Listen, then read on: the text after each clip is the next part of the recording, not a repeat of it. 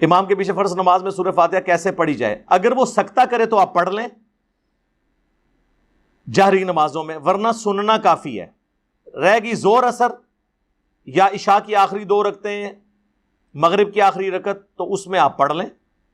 باقی جہاں وہ اونچی آواز سے پڑھ رہا ہے تو اگر تو وہ سکتہ دیتا ہے تو پھر آپ پڑھ لیں، ادروائز آپ کا سننا کافی ہے۔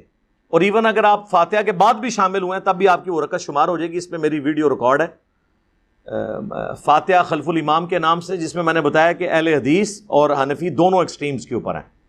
اہل حدیث نے بھی بہت غلو کیا ہے اس مسئلے کے اندر، اور امت میں صرف ایک بندہ ہے وہ اس کا موقف ہے اہل حدیث والا، باقی پوری امت کا موقف اس کے خلاف ہے، اور وہ ہے امام بخاری۔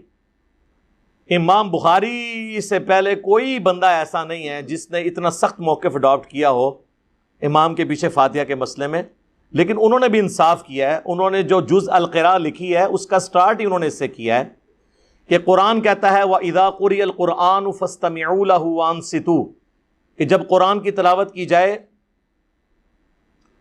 تو خاموشی سے سنا کرو، متوجہ ہو کر، تاکہ تم پر رحم کیا جائے۔ تو جب کہ حدیث کہتی ہے لا صلاۃ لمن لم یقرأ بفاتحۃ الکتاب، کہ اس کی نماز ہی نہیں ہوتی جو سورہ فاتحہ نہیں نماز میں پڑھتا۔ تو انہوں نے کہا کہ قرآن تو کہتا ہے خاموشی اختیار کرو، حدیث کہتی ہے پڑھو، تو اس کا آپٹیمل سولوشن یہ ہے کہ پڑھیں گے سکتوں میں، امام وقفہ کرے گا، اس وقفے میں پڑھیں گے۔ یہ اہل حدیث جس طرح پڑھ رہے ہیں نا کہ امام بھی پڑھ رہا ہے اور پیرلل میں وہ پیچھے پڑھتے آ رہے ہیں، یہ غلط ہے۔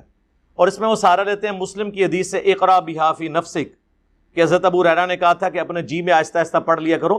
تو حضرت ابو ہریرہ کا قول امام بخاری نے نقل کیا ہے کہ امام بخاری کہتے ہیں کہ حضرت ابو ہریرہ فرمایا کرتے تھے کہ امام کے سکتوں کو سورہ فاتحہ پڑھنے کے لیے غنیمت سمجھو۔ حضرت ابو ہریرہ نے کبھی نہیں کہا کہ جب امام فاتحہ پڑھ رہا ہے تو اس کی قرات کے دوران بھی آپ نے قرات کرنی ہے، یہ بالکل جھوٹ ہے، ایسی کوئی بات نہیں ہے۔